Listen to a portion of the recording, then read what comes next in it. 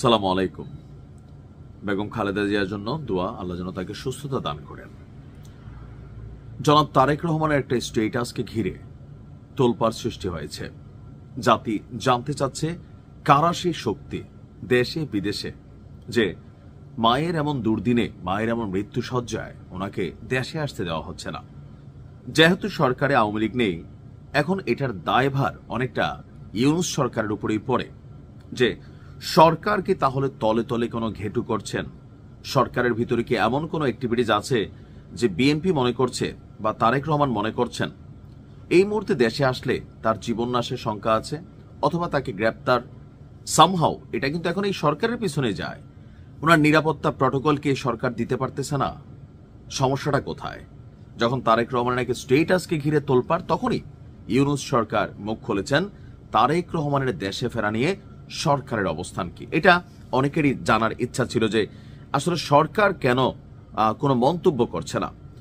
তো তারেক রহমানের এই ফেসবুক স্টেটাসের পর সরকারের তরফ থেকে জানানো হয়েছে যে তারেক রহমানের দেশে ফেরা নিয়ে সরকারের তরফ থেকে কোনো বিধিনিষেধ বা আপত্তি নেই। আর এই তথ্য কে দিয়েছেন?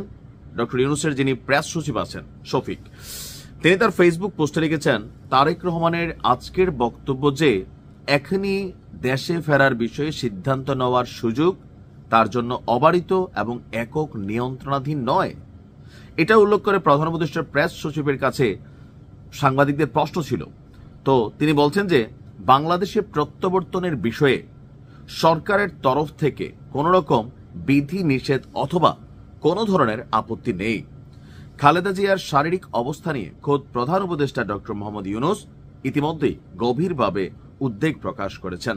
এমনকি তার জন্য, বেগম খালেদা জিয়ার জন্য তারা দেশবাসীর কাছে দোয়াও চেয়েছেন। ইভেন ওনাকে বিদেশ নিয়ে চিকিৎসার জন্য সরকারের তরফ থেকে কোনো ধরনের বাধা নেই। যদি পরিবার চায়, ডাক্তাররা চায় যে বোর্ড মেডিকেল টিম গঠন করা হয়েছে, তারা নিতে পারে। এখন ডক্টর ইউনূস সরকারের এই যে স্টেটাসটা বা এই যে মন্তব্যটা, এটার পরে তো পানিটা আরেকটু ঘোলা হচ্ছে যে বিএনপি আসলে নিয়ন্ত্রিত হচ্ছে কাদের দ্বারা। এটা কিন্তু একটা প্রশ্ন, যারা সমালোচক প্রশ্ন ছুড়ে দিচ্ছেন কিন্তু বারবার। থাকে না যে আওয়ামী লীগ 5ই আগস্ট আসার আগে যখন কি বলা হয় যে রংপুরের ছেলেটা মারা গেল, আবু সাইদ, একের পর এক তৎকালীন সময়ের প্রেক্ষাপটে আওয়ামী লীগ ভুল সিদ্ধান্ত নিতে থাকলো। সবগুলো ভুল ছিল। একের পর এক উচিত ছিল আবু সাইদের বাড়িতে গিয়া ওই সময় এটাকে সাপোর্ট করা বা সান্ত্বনা দেওয়া। আওয়ামী লীগ কলে উল্টা এটা নিয়ে গেল আরেক দিকে, শেখ হাসিনা।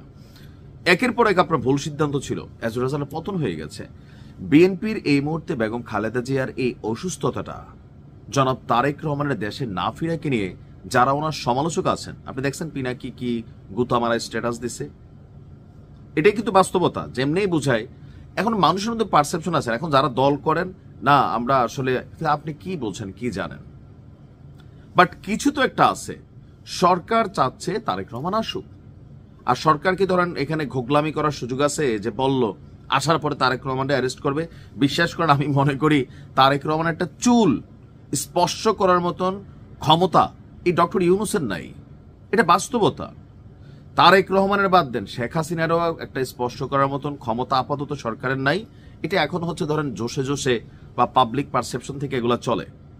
তো সেই ক্ষেত্রে উনি দেশে আসলে ডক্টর ইউনূস সরকার যদি গ্রেপ্তারের দুঃসাহস দেখায়, বাঙালি জেল টেল ভেঙা ফেলবে বিএনপি নেতা কর্মীরা, সাধারণ মানুষও ভাঙবে যে মায়ের এমন দিনে আসছেন আপনি মিয়া ফাইজলামি করেন বলে, যে কিন্তু ধরবে। কোন সেই শক্তি? এটা কিন্তু একটা প্রশ্ন তুলতেছে। মানে এটা নিয়ে যারা সমালোচক তারা বিভিন্ন প্রশ্ন তুলছেন। আমার কাছে কিউরিয়াস মাইন্ড জানতে চাচ্ছে যে আসলে কি হচ্ছে। আমরা যারা গরিব প্রবাসী, মধ্যবিত্ত প্রবাসী, টাকা পয়সার জন্য যাইতে পারি না, বা ছোট্ট একটা মামলা থাকলে অনেকে যাইতে পারে না, ভয়ে গেলে অ্যারেস্ট হবে। এখানে আমাদের জন্য তো রাষ্ট্র এই সুযোগ দিবে না, বুঝেন না? এখন তারেক রহমান তো বিশাল লোক। তবে যাই হোক, আমার মনে হয় যে যদি ওনার যুক্তরাজ্য থেকে বাংলাদেশে যাইতে কোনো সরকারি হস্তক্ষেপ দরকার হয়, যে দেশে ওনার সিটিজেন ছিল বা রিফিউজি ছিলেন বা যে স্টেটাসে তিনি ছিলেন, সেখান থেকে কাগজপত্র সরকার টু সরকার, G2G প্লাস তারেক রহমান আগামী দিনে বাংলাদেশের প্রধানমন্ত্রী হবেন, একটা মোটামুটি আইডিয়া। তো সেই জায়গাতে নিশ্চয়ই সরকারের পক্ষ থেকে যুক্তরাজ্য সরকারকে কোনো সহযোগিতা চাওয়া হলে বা মানবিক দিক থেকে যুক্তরাজ্য এটাকে এলাও করবে। এখন আল্লাহ ভালো জানেন। বেগম খালেদা জিয়াকে আল্লাহ সুস্থতা দান করুন, ভালো থাকুন।